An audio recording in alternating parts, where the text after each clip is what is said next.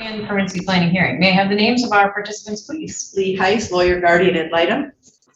Stephanie Hamlin, Department of Health and Human Services, foster care. Ms. Sasha Thomas, counsel for the department. Michael Brooks, I represent the mother, Samantha Mikulik. Name for the record, please. Samantha Michael. Ms. Berger. Good afternoon, Ariel Berger here on behalf of Father Robert Paul. Your name, please. My name's Robert Paul. Thank you. All right, Ms. Heiss. Thank you, Your Honor. I had a visit scheduled in person on July 6th during a parent visit, but the visit was canceled. The parents did not confirm in time, so that the visit was canceled. So then I went to visit them again, and they're broken out with hoof, foot, and mouth disease, so I Zoom visited with them. I've never seen a case of hoof, foot, and mouth disease like this, however you say it, hand, foot, and mouth disease with a breakout like Jameson has. But the children remain in foster care with folks who are providing for their needs. The court report indicates that we haven't had the progress in parenting skills that we need to see, lots of missed visits, lots of not prioritizing the children's needs. Especially remarkable is that these children can't hear very well, and the father also has had some hearing struggles in the past, yet we're not seeing these parenting skills where the parents, are letting the kids know what they need. The kids aren't coming to the parents right away. They're going to the toys first. The parents still aren't coming along with the feeding of the baby, and without the supervision, I don't know. I think it's too much of a risk to go to unsupervised even at this late date in the case. So I do join the agency in recommending the goal change to adoption. These children need permanency, they need finality, they need all these medical and educational appointments. They have bonded with these caregivers, and their needs are being met in the current placement. Thank you. Thank you, Your Honor. Ms. Hamlin, can you please be sworn in? Ms. Hamlin. For today's hearing, you have prepared a court report including the court report. I'm sorry, my page just dropped. Looks like there are 19 attachments and about 91 pages, inclusive of your court report. Are there any updates or modifications that you need to make to your court report or those attachments? Ms. Mikulek did gain employment since I submitted the report. I believe the restaurant is Sauce. Did I say that right? I might need you to speak up a little louder. Okay, I'm sorry. Ms. Mikulek did gain employment since I submitted the court report. She started at Sauce this week. I cannot recall the position she's in at the moment. That's the only update. And at this time, the children remain in a licensed foster care home, correct? Yes.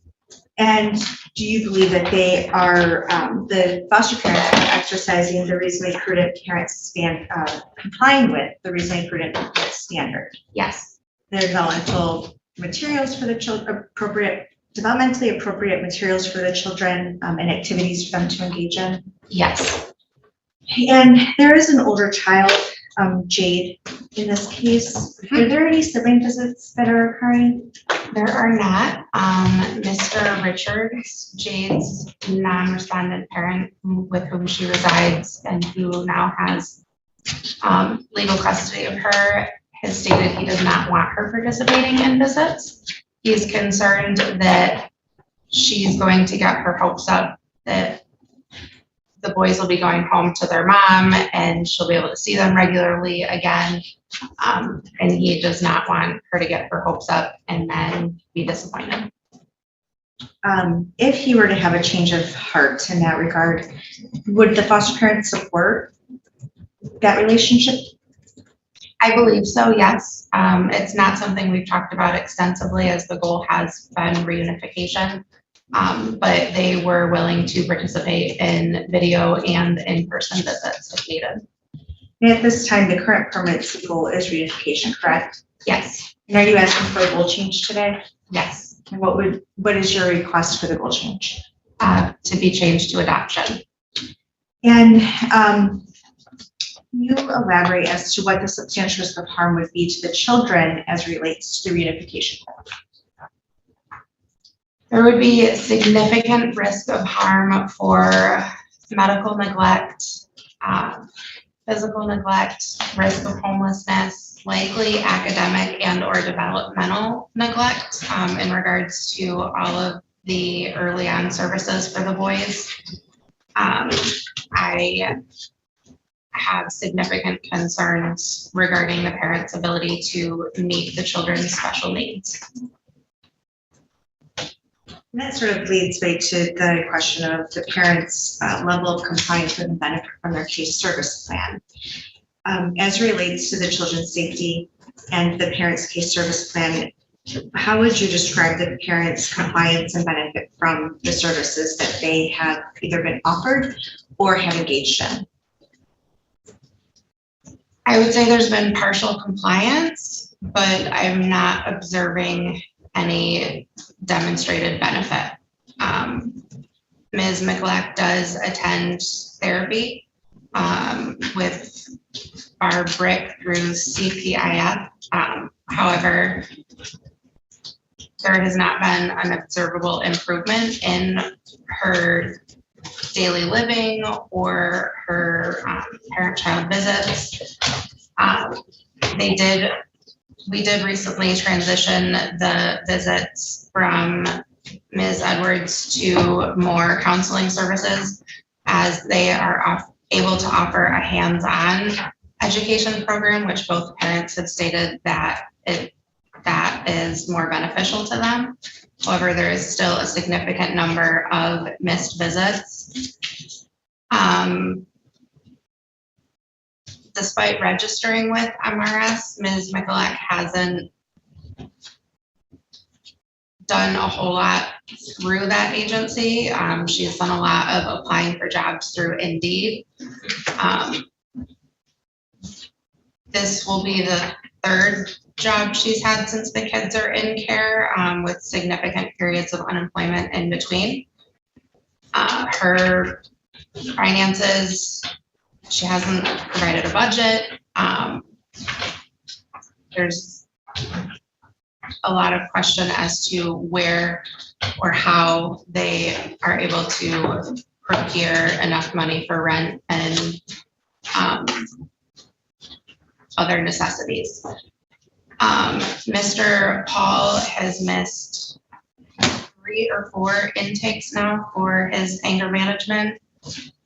He is still on the wait list at ACPC, I think it's called, for individual counseling. They did indicate that there was about 2 more weeks before they should have an available therapist, and that was about a week ago. We are in the process of referring Mr. Paul for a cognitive evaluation based on the recommendation of more counseling services in regards to the ability to learn and maintain appropriate parenting skills. As it relates to the anger management component for Mr. Paul, in Ms. Edwards' notes, there seemed to have been a lot of effort put forth to scheduling that. Can you elaborate, I guess, or clarify how he's missed so many, but it seems like he's also put a lot of effort into trying to schedule that? So prior to the parenting visits being through more counseling services, we had referred Mr. Paul to Brene Moore for anger management. Ms. Edwards made numerous efforts with Mr. Paul to contact Ms. Moore and to get things scheduled and started. Once the parenting visits were there, Ms. Janice Van Brunt, I'm sorry, I cannot think of her position offhand, was able to work with Mr. Paul and is able to provide him with anger management. They've scheduled, I want to say 3 or 4 attempts just within the past month that have been missed. And as it relates to these parents, you, in your court report, there's a mention of some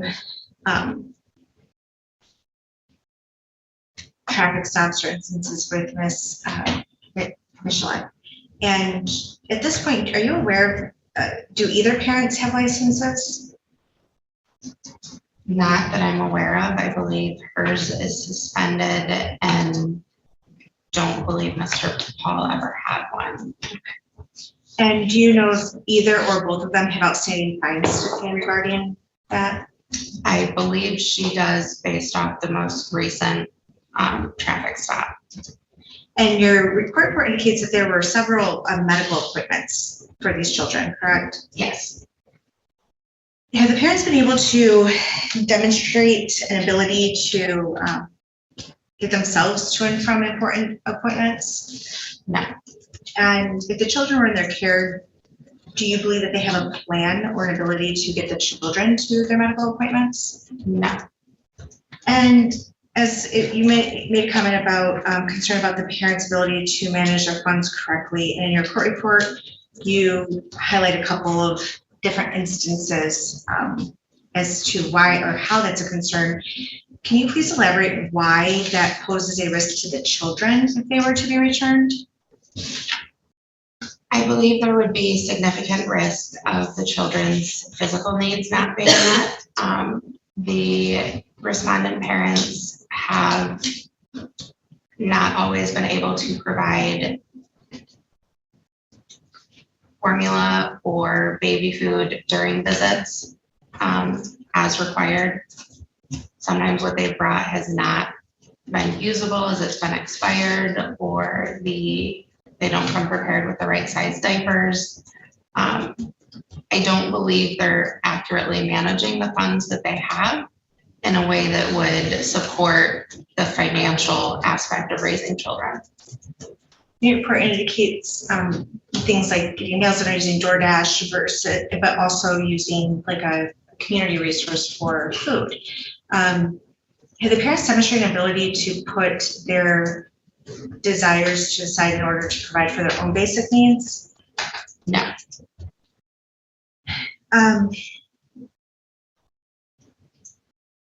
Are there any other referrals or services that these parents can be offered to assist them in the barriers that exist to reunification? I do know Ms. Janice Van Brunt is able to provide like an adult life skills type program that can be tailored to a specific client's needs. We can look at something along those lines. I believe with that, she prefers that the clients also receive a cognitive evaluation so that she's able to tailor the services to fit that client's style of learning. I don't believe either client would qualify for CMH or their independent living skills program. At this time, what is the current parenting time schedule? It was reduced during this reporting period. So in the beginning of the reporting period, it was 3 visits per week. I want to say around May 26th-ish is when it was reduced to 1 per week. That was also right around when we had submitted the referral for the hands-on education component with more counseling services. So we were initially offering that hands-on coaching, and then 1 visit still with Ms. Edwards, who has been the primary visitation specialist throughout the case. However, Ms. Van Brunt's recommendations were that they needed a minimum of 2 sessions per week to make any headway on parenting skills. So they are currently doing 2 coaching sessions per week, or they're scheduled to do 2 per week. Your report indicates that there have been 12 plus visits that have been missed. Have the parents indicated what barriers exist to attending those visits or to medical appointments? They've indicated that transportation is a barrier. We've discussed it during some other parent aid sessions.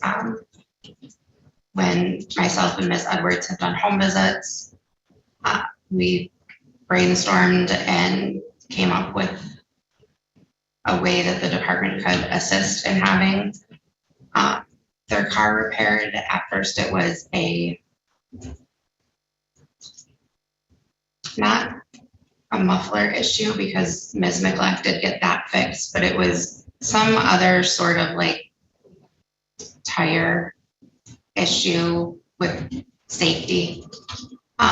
That the department was willing to pay half the funds towards having repaired.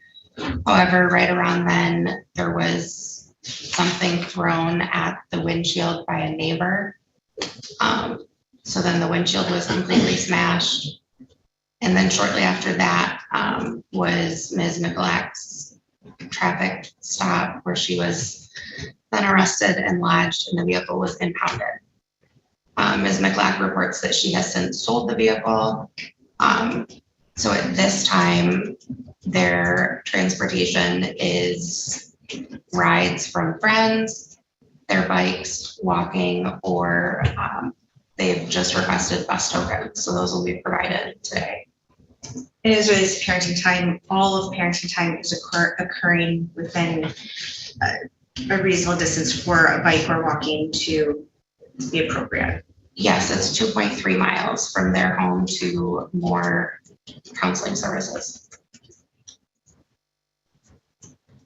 Do the children have any unmet needs at this time?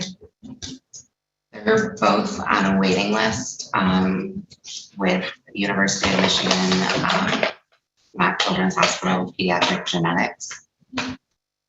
Jameson has been on the waiting list. Avery was just recently added to it when his auditory brainstem response test showed that he had the same exact type of hearing loss as Jameson.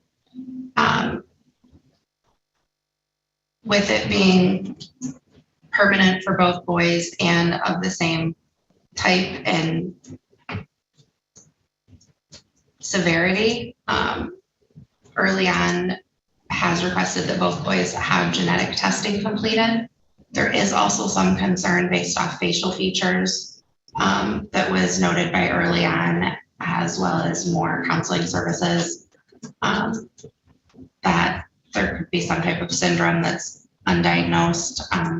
Early on is quite concerned, as it's unknown at this point if Jameson's severe developmental delays are attributed because he went an entire year without having his hearing rechecked prior to coming into care, or if it can be attributed to an unknown genetic condition.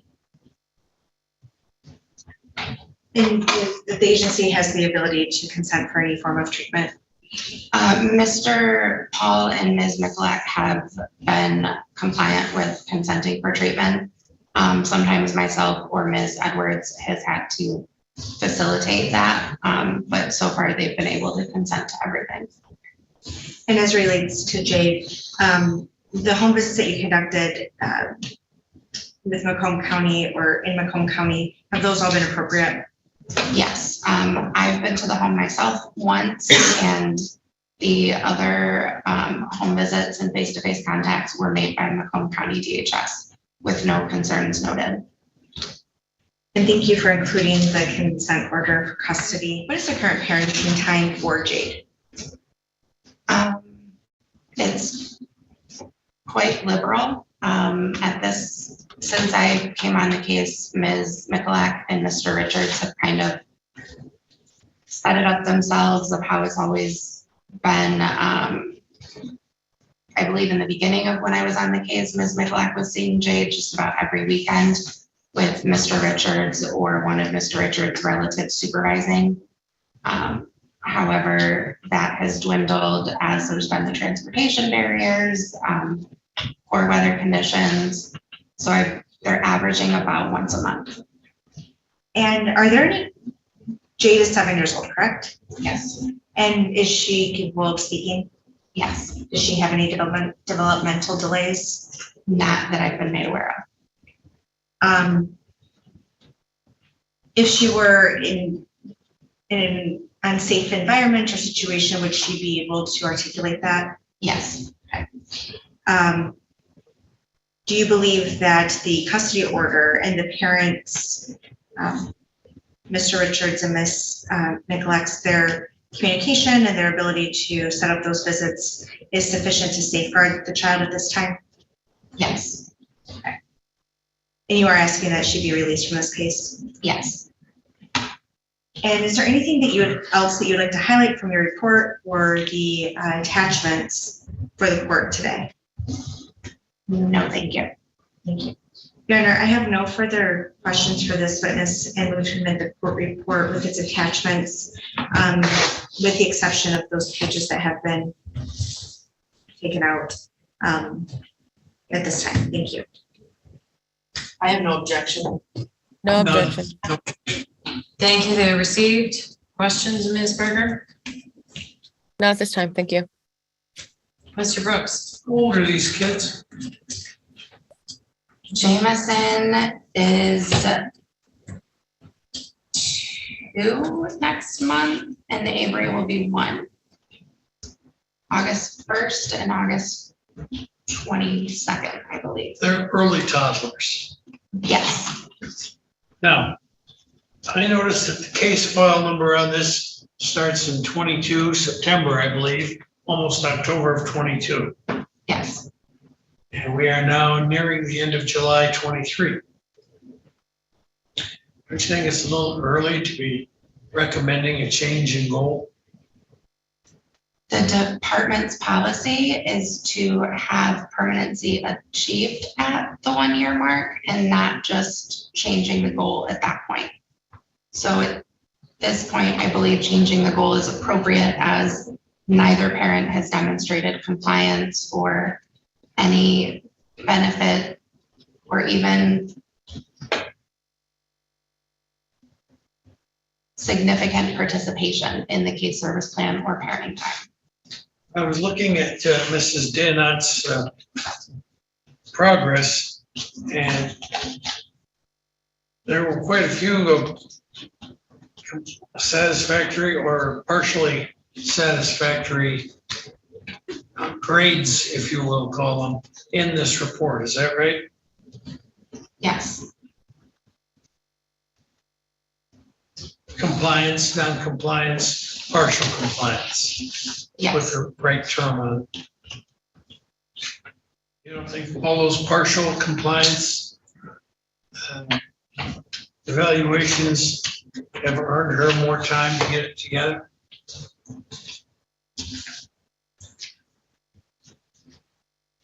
I think it would be appropriate to change the goal now with an actual trial set approximately 90 days out.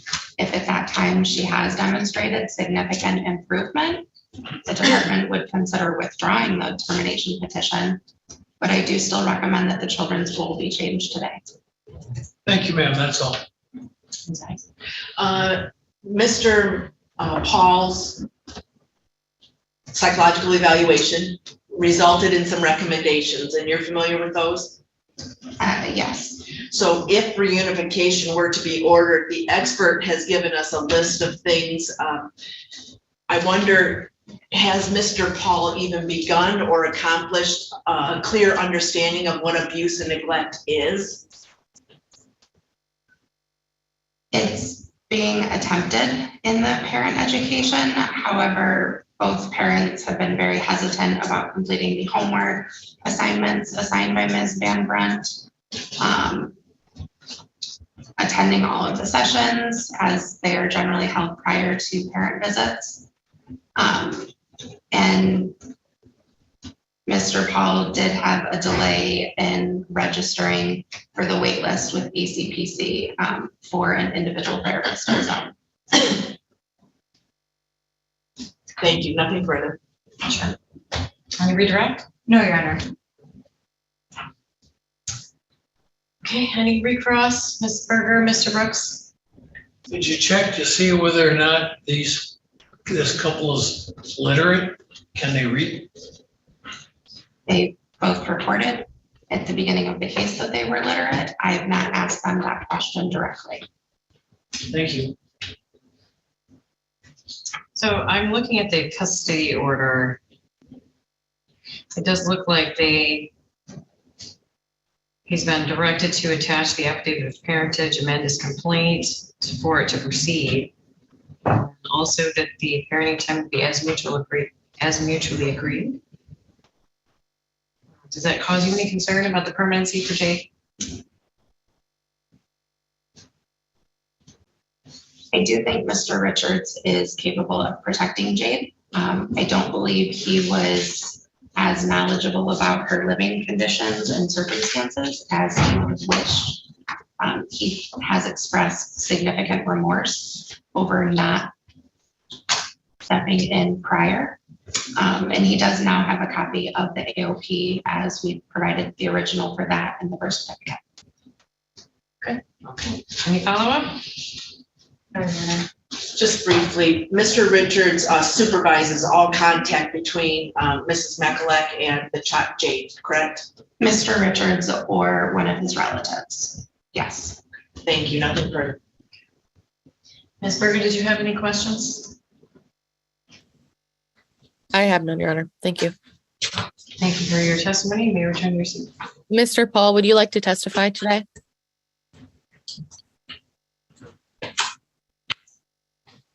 Could you speak up? I'm not sure she heard you. No, I'm okay. He says no. If you have questions after the hearing, call me, okay? Okay.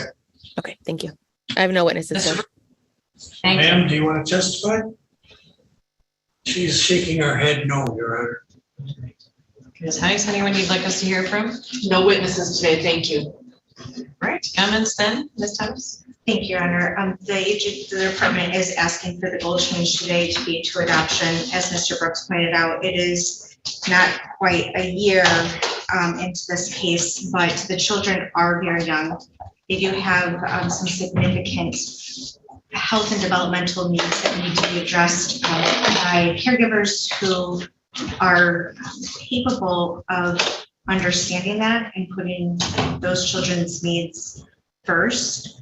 And their needs are being met in their current placement. And so we ask that the permanency goal for those children be changed to adoption. And as it relates to Jade, she has been with a non-respondent parent who has officially secured a custody order. And as Ms.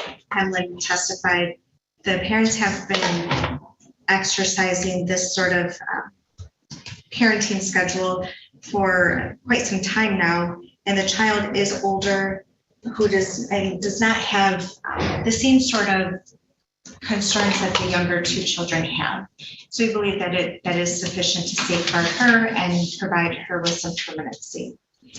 We would ask that the case service plan perhaps also be modified, or somehow this court recognizes that,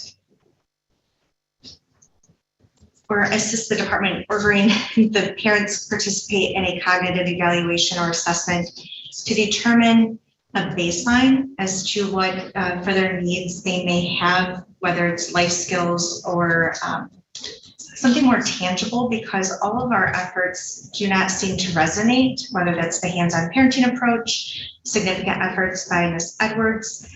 The reports that we're seeing are still indicating lack of benefit. And we understand that there are some barriers such as transportation, but some of that is also a direct result of the mismanagement of funds that are available to this family. So for those reasons, we ask the court to find that there's still a substantial risk of harm to returning the children today.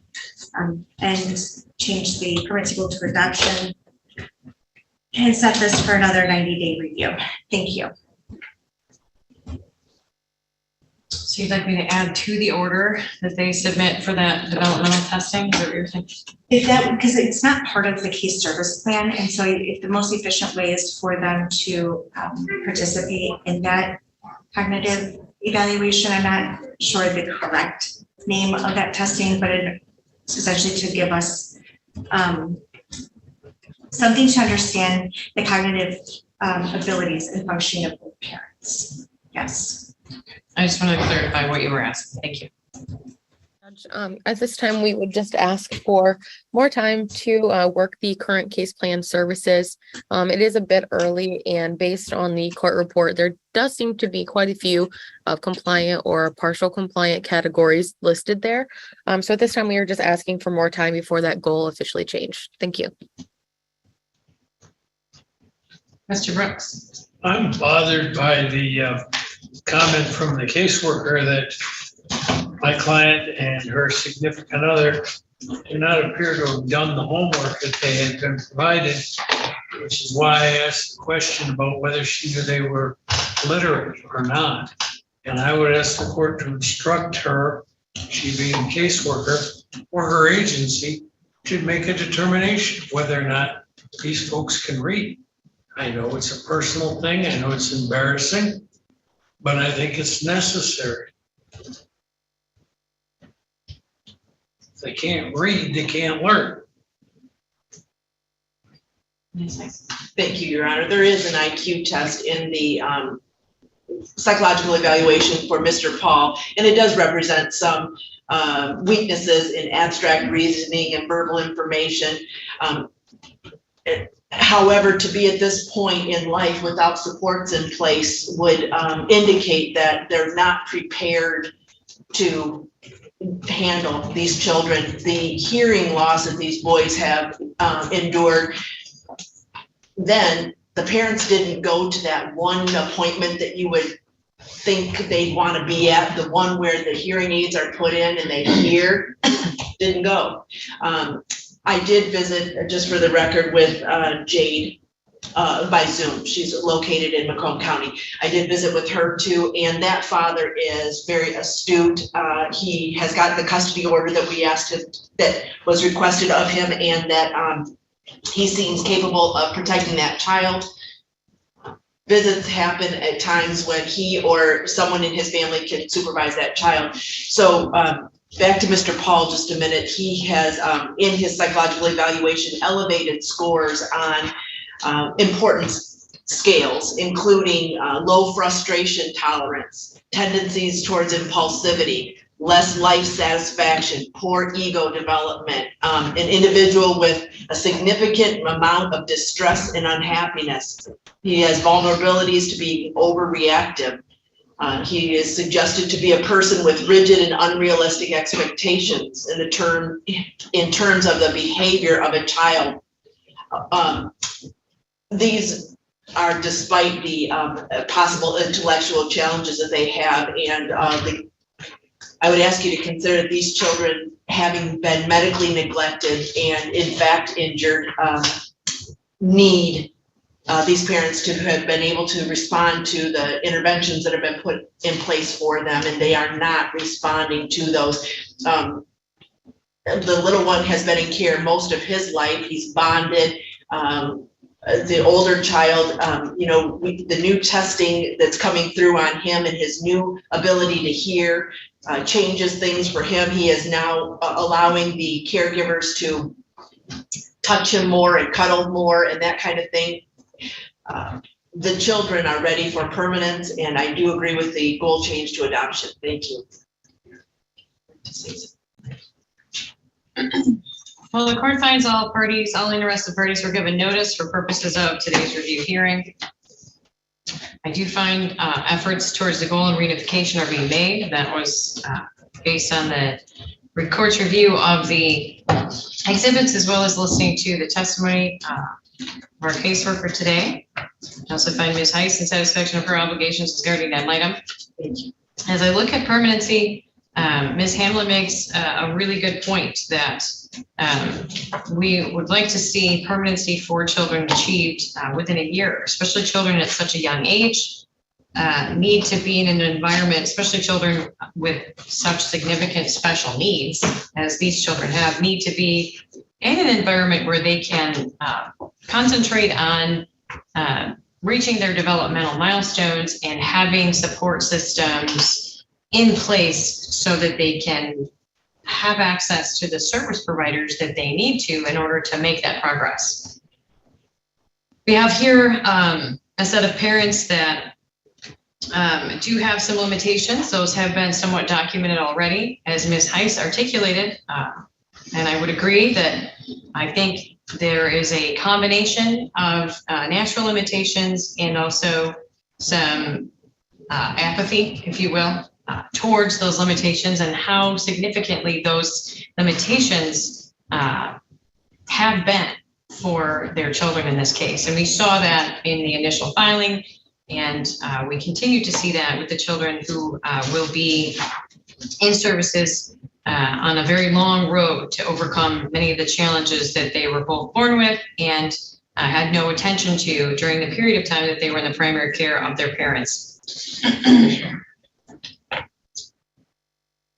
There are also significant concerns being expressed by our visitation coaches and supervisors for Mr. Paul's visits, including poor knowledge of age-appropriate expectations and safety, poor knowledge regarding children's special needs, inability to read or understand nonverbal cues from his children, poor knowledge of how to engage with the children, providing and failing to provide for their needs. Many of the same limitations apply to Ms. Michalak, as well as for her, there's continues to be some disturbing behavior and aggression, although it doesn't seem to be as prominent or dominant as it was last time. So I'm glad to see that. Perhaps most concerning as it relates to their loss of transportation is the fact that that along with some of the other demonstration of limited commitment to making it to parenting time has resulted in both of these parents missing significant amount of parenting time visits. Mother is reported to have attended 20 out of 32 visits, father only 18 out of 32 visits. As noted by Ms. Heiss, missing significant medical appointments for their children, all of which are very significant. The oldest child has had, as a result of the early on evaluation, limitations in pretty much every single area and is functioning at 7 to 8.5 months in many areas when he's a 22-month-old toddler at this time. The 11-month-old child also has significant limitations in a large number of areas and will have a long road to overcome many challenges, including some of the same limitations that the parents have, of course, around hearing, for example. So we have children who have special needs. We have parents who also arguably have special needs. So the question is this a situation where I can allow more time for the parents in the hopes that they will be able to take advantage of that? I'm willing to extend that for one more review period before I make a total goal change. As of today, I think recognizing the concerns that we have, that the goal of a dual goal will be set of adoption and reunification. And that is to signal to the parents that I really need to see dedication to the children's needs and to putting together a household functioning that will support those special needs of your children. So they'll have another 3 months to do that, but also I will signal to the department that there's a recognition that we will be looking at potentially a full goal change at the next review hearing. And if you have that for me to review, if the situation remains the same, I would expect that to move rather quickly after this next review period. In the meantime, the children will remain in their placement that is the safest and least restrictive considering the circumstances, many of which I've already explored. during my analysis of the goal change, there remains a significant risk that these children will not have their medical needs met, will not be able to continue to make progress on their developmental needs, and of course, the risk to mental and emotional harm resulting in a change back to the parents wherein those needs would not be met. There's a need to see the parents demonstrate that they're able to avoid having utilities shut off, for example, finding a vehicle. And so many other just basic physical needs of the children would also be at risk. Both parents need to find employment or secure disability. So we'll look for progress in those areas at our next review hearing, which will also be a permanency planning hearing. And we'll conduct that on October 17th at 1:30 p.m. Unless there's any questions, that's all for today. We'll see you in October on the 17th at 1:30 p.m.